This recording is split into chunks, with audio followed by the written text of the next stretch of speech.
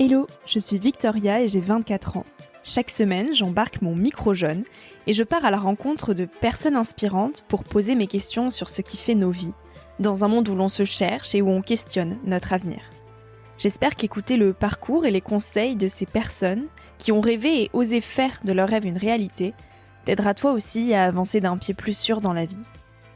Alors je t'invite à emprunter un nouvel œil pour regarder le monde sous un autre angle, pour te recentrer sur ce qui est essentiel et sur qui tu es, pour t'aider à trouver ton chemin et surtout, à oser.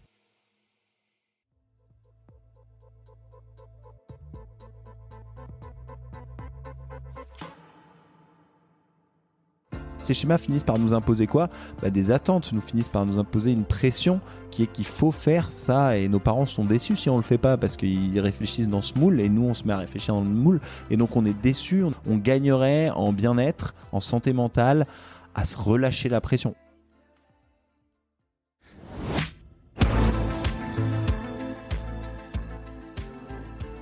Le moins, mais le mieux, la sobriété. Celle que l'on entend un peu partout sans trop savoir comment la matérialiser au quotidien. On pense la sobriété comme une succession de privations, de refus ou de contraintes. Pourtant, la sobriété est un incroyable levier de changement de nos sociétés. Apprendre à vivre avec moins, mais avec mieux. Repenser notre vie sous le spectre de la sobriété, c'est se décaper de tout superflu. Moins de relations, plus de vrais amis. Moins d'habits, plus de qualité. Moins de cases à cocher sur nos listes, plus de priorisation. Si la sobriété est aujourd'hui indispensable pour pallier aux problèmes écologiques, elle est surtout un puissant vecteur d'alignement personnel. Benjamin de Moliens en est l'exemple. C'est jusqu'à repenser son rapport au travail que la sobriété l'a amené. Alors plus qu'un mot à la mode, la sobriété traduit une tendance profonde de transformation de nos vies. Benjamin a transformé la sienne avec elle et nous inspire à en faire autant. Dans cet épisode, on parle donc de sobriété, de travail et de l'importance de la solitude. J'espère, plus que tout, que cet épisode t'invitera à opter pour une vie plus sobre. Salut Benjamin. Salut Victoria. Comment tu vas ? Tu viens d'arriver à Paris toi aussi, tu arrives de Marseille. Comment tu te sens au milieu de cette foule ? Je me sens un peu étranger. Bienvenue dans le club. Oui, tout le monde est dans son beau costume et moi je débarque du sud, du soleil. Et voilà, c'est toujours une sensation étrange de revenir à Paris où le monde a l'air d'être orienté vers le travail et la productivité, alors que moi je suis plutôt orienté vers la farniente. Mais qui n'est pas opposé à la productivité non plus.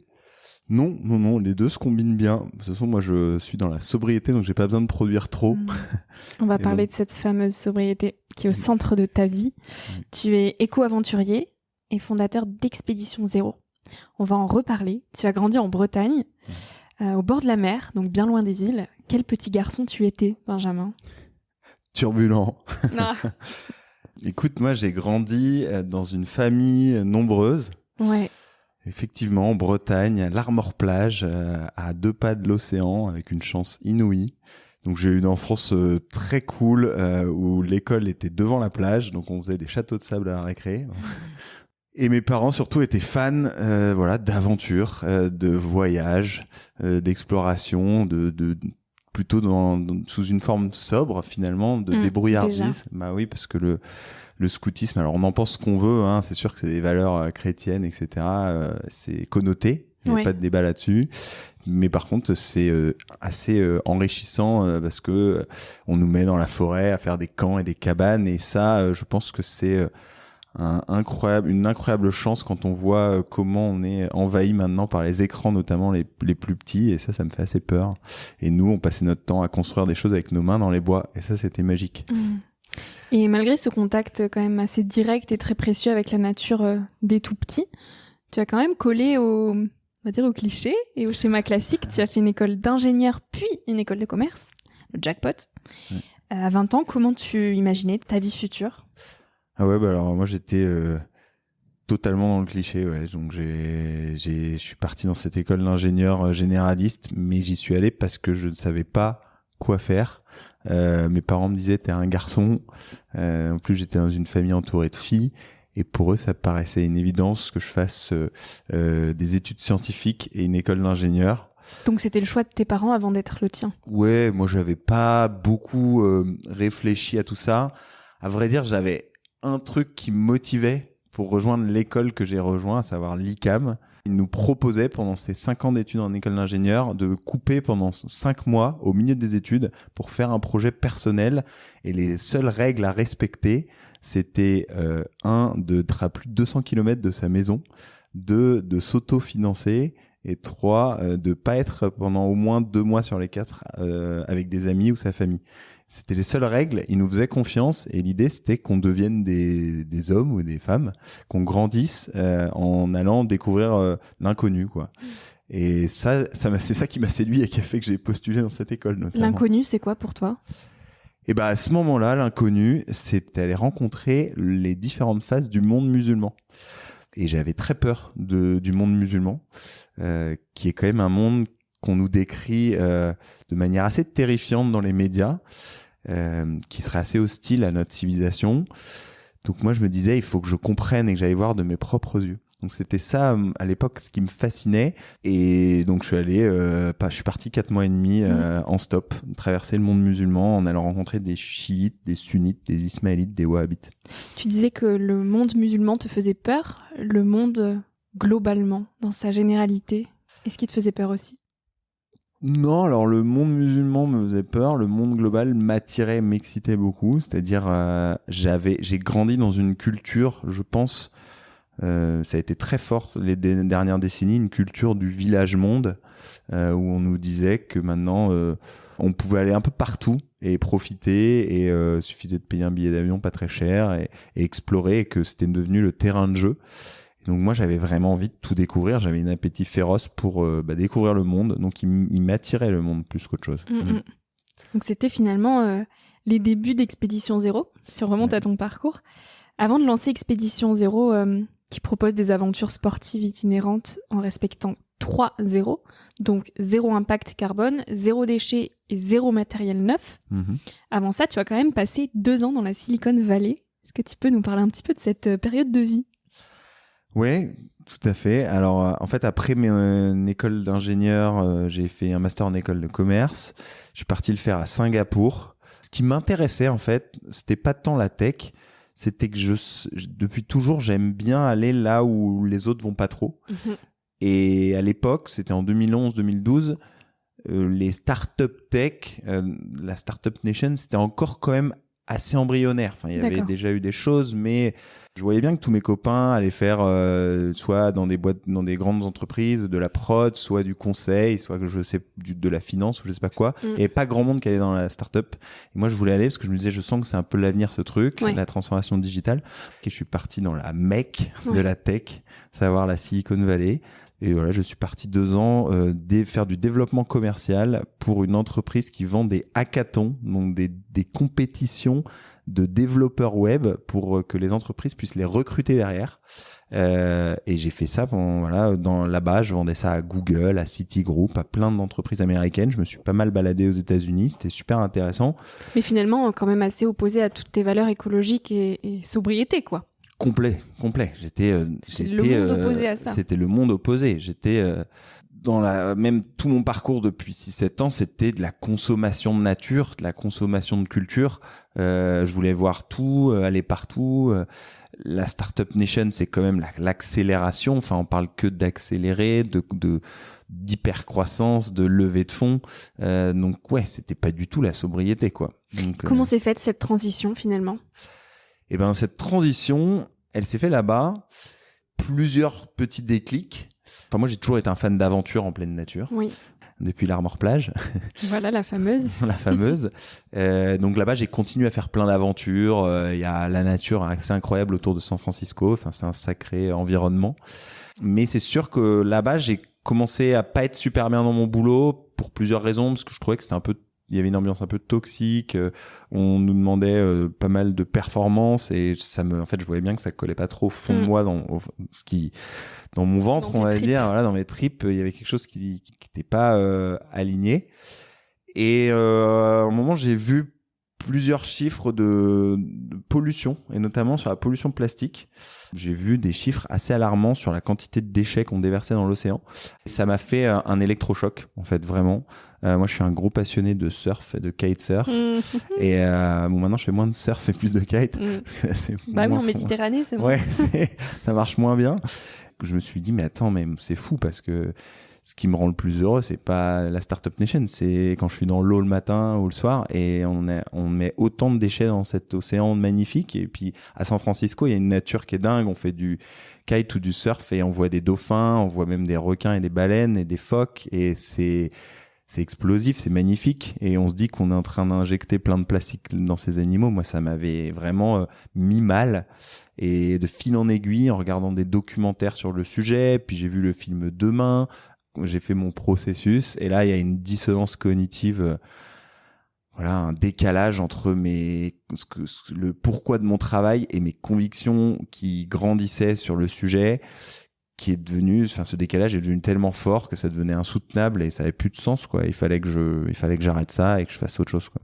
Et quelle conclusion tu en as tiré ? Vers quel monde tu as décidé de te diriger ? Donc je suis parti vers un monde, vers la sobriété. Voilà, la fameuse. C'est quoi la sobriété pour toi ? Parle-nous-en, dis-nous tout. Tu m'as dit avant de commencer l'interview, j'aimerais bien écrire un livre. Je t'ai demandé quel sujet, tu m'as dit, la sobriété. Ouais. Donc dis-nous tout, qu'est-ce que t'écrirais ? La sobriété, si on pouvait la définir simplement, aujourd'hui, je pense que c'est moins mais mieux. Donc c'est moins voyager mais mieux le faire, moins consommer de viande mais même consommer de la meilleure viande. En fait, c'est vraiment la sobriété, à la différence de beaucoup de changements qu'il y a eu ces dernières décennies, c'est un changement avant tout comportemental. Ça vient plus des émotions que de la technologie, que de l'économie ou quoi. C'est vraiment une volonté de ralentir. J'aime presque plus le terme satiété. Oui. Voilà. On s'arrête non pas parce qu'on a trop mangé, mais parce qu'on considère qu'on a assez mangé, qu'on n'a pas besoin de plus. Et donc voilà, moi, ce moins mais mieux, c'est vraiment ma directive. C'est moins faire beaucoup de choses, mais mieux les faire. Pourquoi ? Tout simplement parce que la démarche de la sobriété, dans la démarche de la sobriété, on est convaincu que pour réussir à réduire notre empreinte environnementale et sociale, il faut pas seulement de l'innovation et de l'efficacité énergétique, mais il faut aussi une réduction de notre consommation d'énergie et de ressources naturelles, puisqu'on est sur une planète finie. On peut pas croître et exploiter tout ça de manière infinie. Donc il nous faut absolument une réduction, et donc pour cette réduction, il nous faut un changement des comportements, un changement des modes de vie, des valeurs, des croyances, des symboles. C'est tout ça la sobriété, c'est cette quête d'une vie qui va nous rendre heureux, nous permettre de se loger, se nourrir, être en bonne santé, avoir des liens sociaux, mais qui va aussi respecter nos limites planétaires, qui va respecter le vivant et qui va faire que on va pouvoir rester dans un espace sûr pour l'humanité. Et au-delà de la préservation de l'environnement, quels bénéfices personnels on peut tirer en adoptant un mode de vie plus sobre ? Parce que la sobriété, c'est aussi devenu un gros mot quand même, où on a l'impression que c'est simplement faire des sacrifices, être dans la privation, et on voit pas cet aspect beaucoup plus positif derrière. Exactement. Et c'est un vrai travail de fond qui doit être fait là-dessus.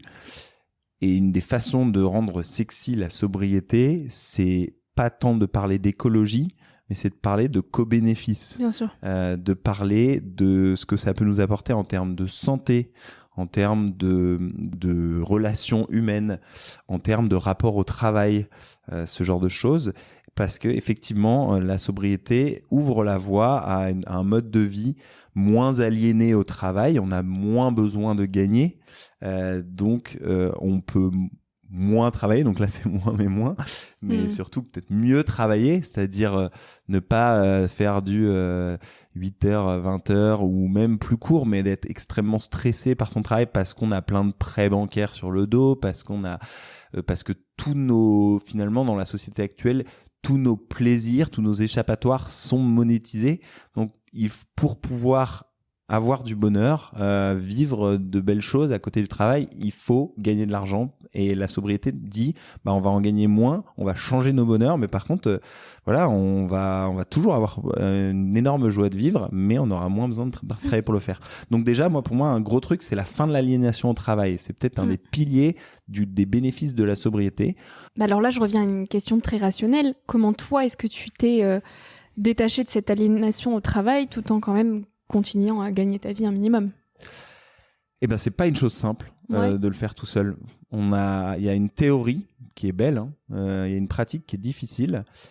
Pour autant, déjà, moi, je suis pas dans une ville du travail. J'habite à Marseille. À Marseille, on travaille pas. Une grande ville. On fait de la plongée, on va voir les poissons. C'est ça. Marseille, c'est quand même pas la ville qui a le plus la culture du workaholic, de l'addiction au travail. Ouais. Et déjà, d'être dans un environnement qui est moins carriériste, ça libère énormément. Alors, on retrouve cette pression, je trouve, un peu via les réseaux sociaux, notamment sur LinkedIn, où je vois une course un peu folle en ce moment à qui postera quoi et qui fait ceci et cela. Ouais. Il y a une nouvelle accélération qui me fait peur, même si elle est saine, entre guillemets, à la base. Mais moi, déjà, je me suis écarté de ce monde du travail et je pense que ma deuxième étape assez proche, ça va être de m'écarter encore plus d'une grande ville pour aller dans un environnement pas de campagne, mais de petite ville où il y aura encore moins cette pression carriériste, donc de me libérer de ça. Ça, c'est une première démarche, c'est le choix de là où je vis. Je dirais qu'une autre chose, c'est m'imposer. En fait, moi, je suis un passionné de sport et d'aventure. Quand il y a du vent, je craque, par exemple. Toute ma to-do list s'effondre et je vais faire du kitesurf. Et donc, c'est bien d'avoir d'autres désirs que juste réussir professionnellement. Donc, de cultiver, de nourrir ces autres désirs qui sont des désirs sobres. Alors bien sûr, kitesurf, c'est pas forcément sobre, il faut s'acheter du matériel assez cher, mais je sais pas, marcher, se courir, aller planter des légumes, moi j'aime bien faire tout ça, et c'est des désirs, des choses qui m'excitent, et donc j'ai très envie de faire au point que ça prend le dessus sur le besoin de travailler dans certains moments, et ça me libère de ça, et donc je me retrouve dans un équilibre de vie assez sain. Voilà. Alors bien sûr, c'est pas toujours le cas, ça m'arrive de tomber dans l'addiction, mais l'addiction au travail. L'addiction au travail, exactement. Je trouve que de plus en plus, je m'en détache, puisqu'à force de marteler que la sobriété, au-delà de la marketer, il faut la vivre. Je finis un peu par la vivre, même dans mes revenus. Moi, je suis en train de vraiment, je crois pas trop entre l'année dernière et cette année dans mes revenus. Enfin, je suis même à l'équilibre, quoi. Et c'est marrant, je me suis assez libéré psychologiquement de ces besoins d'aller toujours augmenter mes revenus parce que j'ai aussi baissé mes besoins et que je me dis c'est ça la sobriété, c'est de pas toujours chercher à gagner plus, à faire plus. Et tu n'as jamais cette impression de ne pas gagner assez ou cette peur de ne pas avoir assez? J'ai un peu cette peur sur la retraite notamment, pas tant sur le court terme. Je me rends compte que je satisfais à tous mes besoins. Donc ça va très bien. Sur le court terme, j'ai pas du tout d'appréhension. Quand je dirais court terme, c'est sur 10-20 ans. Et par contre, j'ai un peu la peur du problème de si j'ai plus d'argent ou peu d'argent et j'ai des problèmes de santé. J'ai une très petite retraite. Ça me fait un peu peur. Je sais pas encore comment me libérer de ça. Je pense qu'il faut que je rencontre des gens qui ont qui vivent dans la sobriété même en étant plus âgés, qui vivent dans la sobriété post-carrière pour me rassurer, parce que je suis sûr et certain que ça se fait et que ça se fait bien mais j'ai pas beaucoup d'exemples. Voilà. D'autant que donc ton travail, si on met le mot derrière tout ça, c'est une accumulation de différents projets qui sont tes passions, d'où peut-être ton addiction au travail comme tu nous en parlais, mais ça reste quand même assez précaire. C'est pas un CDI que tu as signé sur 10 ans. Est-ce que tu peux nous parler concrètement de tes activités au quotidien qui font que tu gagnes ta vie sobrement, mais que tu gagnes ta vie quand même? Oui, bien sûr.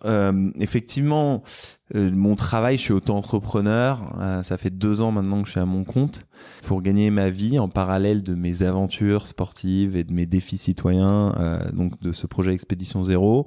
J'ai une petite structure qui est une auto-entreprise, mais qui s'appelle Objectif Zéro, est là pour accompagner les entreprises et les collectivités dans cette prise de conscience, dans cette sensibilisation et ce passage à l'action vers la sobriété, vers la transition écologique. Donc on propose 3 services, des conférences qui vont de l'inspiration à l'action, des conférences, des ateliers et des défis.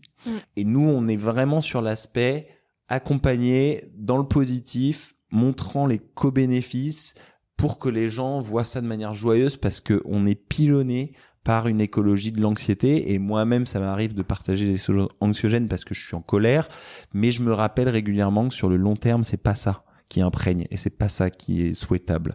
Donc on a cette approche-là. Donc c'est ce que je fais pour gagner ma vie à côté de mes aventures. Donc programmes de sensibilisation qui sont dirigés par 3 grands piliers. Ici on inspire, ici on comprend, ici on passe à l'action. Tu nous parlais de cette éco-anxiété qui parfois aussi peut t'habiter. Toi, une de tes antidotes, c'est de partir en nature et de faire des expéditions assez farfelues. Tu as notamment traversé les Alpes à pied pendant 1 mois. Au-delà de l'exploit sportif et de l'exemple que tu peux incarner en faisant ça, qu'est-ce que toi, personnellement, ces expériences t'apportent humainement ? Enfin, moi, ça c'est la magie, ça. C'est ma bouffée d'oxygène. Tout le monde n'aime pas être seul, mais moi j'aime bien la solitude. Pas trop longtemps non plus, parce que je reste un animal social évidemment. Mais souvent ces expéditions, je les fais seul. Donc là cet été, alors oui, j'ai fait la traversée des Alpes, mais cet été je reviens de la traversée des Pyrénées en randonnée du Pays Basque, de Banyuls, de Hendaye à Banyuls. Ouais. Et ça, c'est juste la magie absolue. C'est hyper important pour mon équilibre. Justement, voilà, là-haut, il y a un principe technique, c'est qu'il n'y a pas trop de réseau. Donc forcément, je suis obligé de décrocher des téléphones, des réseaux sociaux, de cette addiction-là qui est quand même assez présente, faut pas se leurrer. Et donc, par la contrainte physique, je dois ne pas le faire pendant plusieurs jours. Finalement, même si c'est une sobriété de privilégié de faire de l'aventure, c'est toute la base de la sobriété qu'on retrouve dans une aventure. Notre quotidien est fait de besoins primaires, de base de pyramide de Maslow, où on cherche un abri pour dormir, on cherche de la nourriture pour pouvoir des forces pour marcher, on marche, de temps en temps on cherche des gens pour parler parce qu'on est seul et on a un besoin de liens sociaux. On veut pas se faire mal, on veut soigner ses bobos, donc on veut rester en bonne santé. Donc on est vraiment sur cette base de la pyramide de Maslow, sur un quotidien extrêmement simple où l'objectif du jour est de marcher, de voir des animaux, de s'émerveiller. C'est la meilleure des thérapies. On revient à tout ce qu'on dit et tout ce qu'on théorise tous les jours. Là, on le vit et la montagne permet ça parce que c'est un de ces rares territoires encore un peu sauvage qui sort un peu du cadre de tout est transformable en PIB. La randonnée en montagne, ça rapporte rien, enfin pas grand-chose à grand monde à part à quelques refuges. Mais au-delà du recul que ça te fait prendre sur la société, qu'est-ce que tu as appris sur toi, notamment cet été pendant cette traversée des Pyrénées ? Alors, c'est une bonne question. Cet été en particulier. Ou pendant d'autres expéditions, mais qu'est-ce que toi, individuellement, ça t'éclaire ? Alors, moi, j'ai remarqué, en termes d'émotion, que marcher et être dans la nature me rend extrêmement créatif. Je pense qu'on est dans une société, c'est même pas je pense, c'est j'en suis sûr, on a une société qui détruit la créativité. On est dans une société où tout est piloté, nos quotidiens, notre manière de penser, nos activités. Et c'est assez affligeant de voir à quel point on ne sait plus trop s'évader psychologiquement, lâcher cette partie de ce cerveau qui est beaucoup plus créative. Et en marchant, la marche notamment, le déplacement, le mouvement me libère énormément de cette partie-là. Et j'ai un nombre d'idées incroyables quand je suis dans les montagnes, sur mon vélo ou sur mon kayak ou mon paddle. C'est assez fou, ça fuse dans ma tête. Et je ressens pas du tout ça au quotidien et ça me frustre, ça me rend un peu triste parce que dès que je rentre, là, quand je suis chez moi à Marseille, je perds ça et ça me rend triste. Donc là-haut, je vais rechercher ça. Et alors, je pense que j'ai 1000 idées à la seconde, mais il y en a pas beaucoup qui sont super intelligentes. Mais c'est pas grave, il y en a plein en tout cas. Tu les notes quand même ? T'as un petit carnet avec toi pour écrire toutes ces pensées qui peuvent survenir pendant ces moments de solitude ? Ouais, je note et donc je publie. Pas trop, mais quand même un peu. Avant, j'avais un carnet quand je faisais des voyages plus jeunes. J'avais un carnet, mais finalement, je les ouvre peu, mes carnets. Là, je note dans mon téléphone. Bon, c'est un peu la modernité, mais au moins, c'est... Parce que, en fait, le problème, c'est que j'ai plein d'idées. Un peu comme la nuit, on a plein d'idées qui paraissent être des idées de génie. On se dit, mais attends, mais je suis un génie, là. Et tu te réveilles et t'as zappé le truc. Ouais. Et t'es trop deg. Non, reviens. Et t'es là, en fait... Je l'ai pas noté encore. Ouais. Tu te dis, bon, donc là, je me dis, vas-y, je le note. Mais c'est vrai que ça part très vite. C'est assez flippant. Je les note et je les poétise. Moi, ça que j'adore, c'est que j'accepte de libérer mon côté, peut-être, je sais pas si c'est un côté féminin, mais une part de moi qui est beaucoup plus dans l'émotion, dans la sensibilité. Et voilà, exactement. Et c'est vrai que bah ouais, je pleure, ça m'arrive en marchant, je chante, je suis beaucoup plus sensible et j'adore ça et ça me rend beaucoup plus poétique aussi dans mes choix de mots, dans mes manières de réfléchir. Et donc moi, ce que j'adore faire, c'est écrire des poèmes. Voilà. Et bravo de t'autoriser ça et d'accueillir aussi toutes ces émotions parce que je sais à quel point c'est pas facile. Mais non, c'est petite anecdote. Enfin, je me suis vraiment effondré en larmes à la fin de la traversée des Pyrénées parce que en voyant la Méditerranée, trop plein d'émotions et moments de fou, magique, juste suspendu, hors du temps. Et c'est à toi, en toi. Voilà, c'est à moi et donc j'ai longtemps pleuré à la fin. Parce que je voulais le garder que pour moi, mais à la fin, j'ai quand même fait une mini story. Je l'avais vu, voilà. et qui m'a beaucoup touchée d'ailleurs. Voilà, j'ai quand même fait une mini story en le partageant. Et donc, j'ai eu beaucoup de soutien. Alors, beaucoup de messages bienveillants, notamment de filles. Et je sais pas trop pour les mecs, mais en tout cas, j'ai revu des copains de Bretagne il y a pas longtemps. Et ils se sont un peu moqués, ils m'ont taquiné. Donc, et ça montre, et après, on en a reparlé plus en douceur. Et en fait, c'était bonne guerre et il n'y a pas de souci. Mais ça montre quand même qu'on est enfermé dans nos clichés, quoi. Un homme, ça doit pas pleurer. Un homme, ça doit pas pleurer. Et puis, bah, comme on n'est pas à l'aise, on se moque. C'est du sarcasme. On a encore du boulot parce que ça fait tellement du bien. En fait, c'est dommage qu'on ait emprisonné la moitié de nos émotions par masculinité, par des diktats. Voilà, par diktat. Et ça, c'est pas normal. Et moi, j'ai envie qu'on libère ça parce que ce moment-là, ça fait partie des trucs sur ta frise chronologique de ta vie où tu mets un petit trait et tu te dis ce moment-là, il restera gravé, quoi.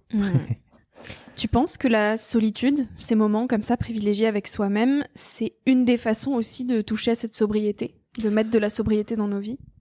Je pense, la solitude, c'est pareil, on est dans une société qui a peur de la solitude, c'est incroyable. C'est mal vu déjà. Si t'es pas à l'école, au lycée, au collège, t'as pas une bande de copains, t'es un loser. Et alors que la solitude est hyper bonne pour l'équilibre, pour sa santé mentale, parce qu'on peut justement s'évader, on a plus de temps pour réfléchir à des choses, on pense par soi-même, on n'est pas juste soumis à plein d'autres intrants, on va dire, des paroles, des messages. Donc moi, je pense que la solitude nous libère, nous rend poétique, nous rend sage. Mais elle fait peur. Elle fait peur, elle fait très peur, la solitude. Surtout dans la nature, parce qu'on est face à nos démons, à l'époque peut-être où on était des hommes préhistoriques, je sais pas, on était à la merci des bêtes. Et oui, moi je me suis retrouvé face à des sangliers, et c'est flippant, mais c'est incroyable. Enfin, c'est génial d'oser vivre ça, d'accepter ça. Et effectivement, je pense que la sobriété crée de l'humilité. Parce qu'on se rend compte, notamment dans la sobriété en pleine nature, qu'on n'est pas grand-chose, qu'on est à la merci de beaucoup de choses, qu'on dépend aussi des autres, dans nos émotions, dans notre bien-être. Et je pense que c'est quelque chose qu'on a trop fui, la solitude et la créativité. La liberté, comment tu la définis ? Alors la liberté, c'est sûr que pour l'instant, dans mon statut de vie, quand je dis je me sens libre, c'est vrai que c'est un peu ces moments où je suis seul à marcher, etc. C'est une liberté un peu égoïste, je pense, mais pour moi, cette liberté, c'est vraiment quand je me réveille sur la HRP, la haute route des Pyrénées, un matin que j'ai dormi en haut d'un sommet, puisque je me suis arrêté là, parce que j'étais fatigué, tu vois, j'avais pas plus, je m'étais pas imposé plus que ça, c'était juste, je me suis arrêté au moment où j'étais fatigué, j'ai trouvé des cailloux, j'ai posé ma couverture de survie, mon duvet, j'ai dormi, je me réveille, un peu quand je veux. Là je pars et puis je vois des chamois à gauche, donc je vais finalement changer de chemin pour aller les voir, ça me fait un détour, et c'est ça la liberté, c'est espèce d'accepter l'imprévu et de changer ses plans à la dernière minute. Moi, je suis quelqu'un qui adore, et je sais que ça me pose pas mal de problèmes dans mon travail et dans plusieurs choses dans ma vie, mais j'aime pas trop la planification. Et ça, c'est pour moi la liberté. C'est de se laisser, d'accepter l'imprévu, de se laisser la surprise, les changements de dernière minute. Je trouve que c'est extrêmement grisant. Et pour moi, c'est vraiment ça la liberté, c'est d'avoir la chance que tout ne soit pas planifié dans sa vie. Ouais. Et c'est pas évident de se l'autoriser, cet imprévu. C'est pas du tout évident. On a plus tendance à tout mettre dans des cases. Bien sûr, et puis dans des agendas. Des agendas. Bah bien sûr, parce que déjà c'est un respect pour l'autre. Tout le monde ne peut pas s'organiser à la dernière minute. On a quand même dû prévoir cette interview voilà. Quelques semaines à l'avance. C'est ça, on a dû la prévoir. Bon, j'ai décalé un peu l'horaire. Ah oui. T'as été très gentiment, t'as accepté, mais c'est pas évident. Ça peut affecter les autres, c'est un peu antisocial parfois. Mais ça fait un bien fou, quoi, d'avoir encore ces champs d'imprévus, ces moments de surprise, quoi. Et moi, j'adore ça. C'est ouf. C'est là que la vie opère. Et c'est là que c'est là que tu te sens vivant, quoi.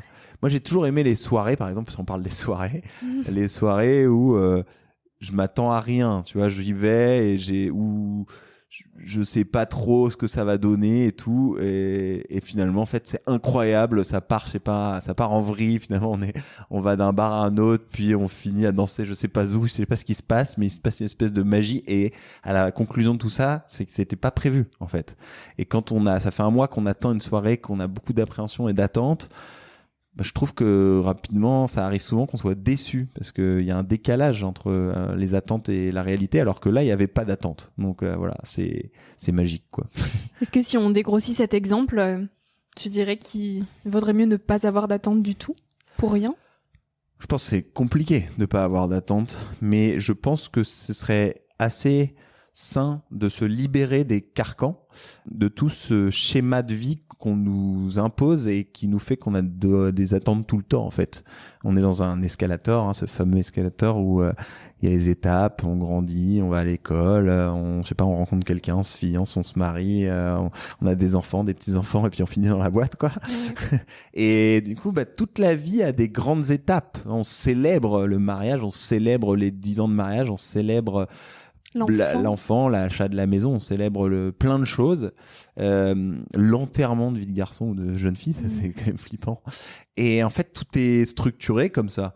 Donc c'est un peu pénible et pas très fun de se dire je me réveille et je sais déjà tout ce qui va se passer si je suis le schéma. Et je pense qu'on gagnerait à être moins stressé parce que comme ces schémas finissent par nous imposer quoi ?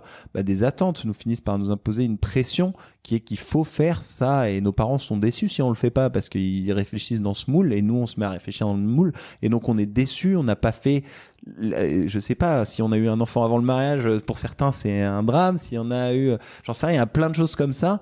Je me dis, mais attends, c'est pas comme ça qu'il faut qu'on se libère de ça. Donc ouais, je pense que on gagnerait en bien-être, en santé mentale, à se relâcher la pression. On le voit, hein, la société évolue. Je vois dans des pays comme en Allemagne, déjà cette pression du mariage des enfants, elle est beaucoup plus tardive.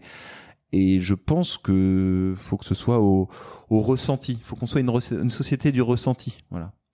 Comment on reconnecte à ces ressentis ? Avec ces moments de solitude dans la nature ? Ouais, au moment de solitude, mais je pense même au quotidien. Moi, je me rends bien compte que cette histoire de voix dans le ventre, moi, j'entends cette petite voix qui est plutôt un mal de ventre ou une libération des boyaux, on va dire. C'est un vrai métronome et je pense qu'il faut l'écouter. On le dit toujours, c'est très facile dans la théorie de le dire. Dans la réalité, c'est extrêmement compliqué.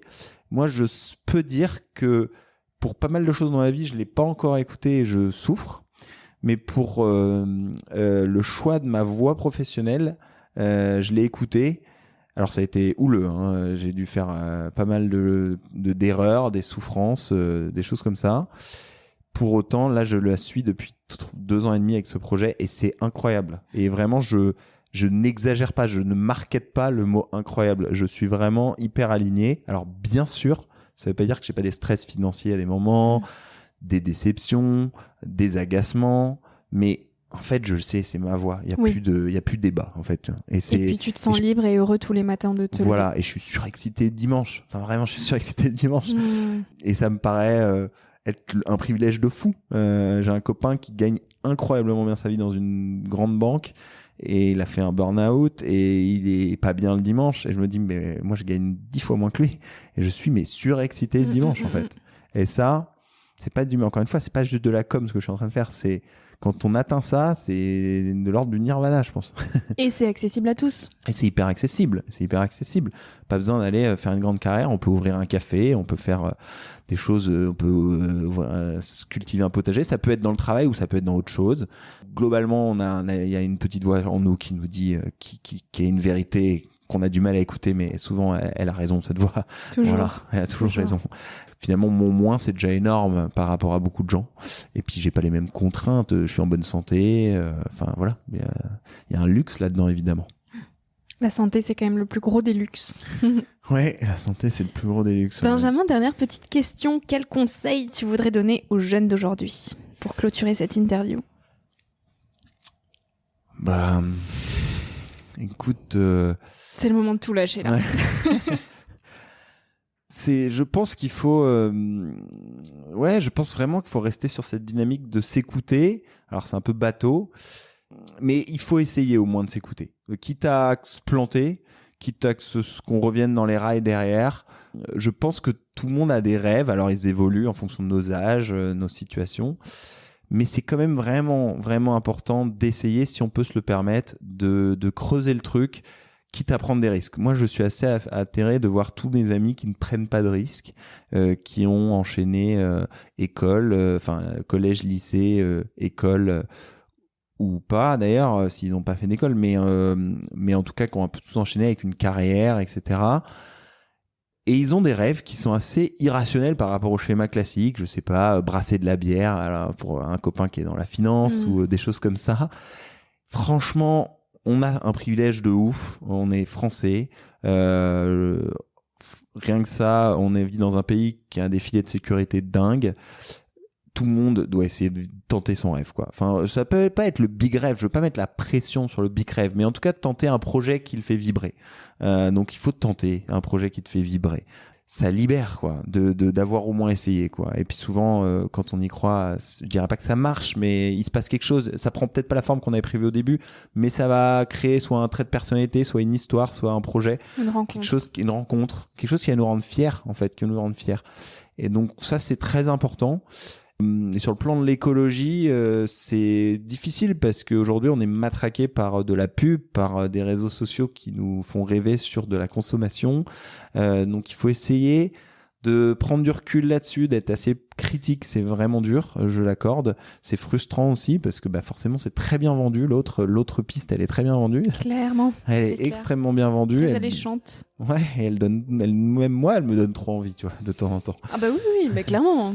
Voilà, et il faut réussir un peu à lutter contre cette aspiration, cette fascination pour ces choses, tenter le moins mais mieux. Moi, je pense que si un petit exercice que je peux confier à tout le monde là maintenant, c'est de prendre cette expression moins mais mieux et d'imaginer 3 phrases. Alors, comme j'ai dit, moi, moins prendre l'avion, mais moins voyager, mais mieux voyager, ou moins prendre l'avion, mais faire des vols qui valent vraiment le coup. Donc, prendre 3 fois cette phrase moins mais mieux et d'essayer d'imaginer 3 actions qu'on serait prêt à faire vers la sobriété. Moins de relations, mais plus de vraies relations. Voilà, voilà, on voilà une. Voilà, prenez ce moins mais mieux. Imaginez 3 phrases qui vous amènent vers la sobriété et vous dites ça, je suis prêt à le faire ou ça m'attire. Pensez aux co-bénéfices. Pensez à, non pas, genre le vélo, c'est pas seulement réduire son empreinte carbone, c'est faire du sport. C'est voyager de manière douce, voir les paysages défiler assez vite, mais quand même lentement. Que voyez ça comme ça. Voyez les co-bénéfices et voyez le moins mais mieux dans toutes ces actions vers la sobriété et vous en serez juste plus libéré et heureux, quoi.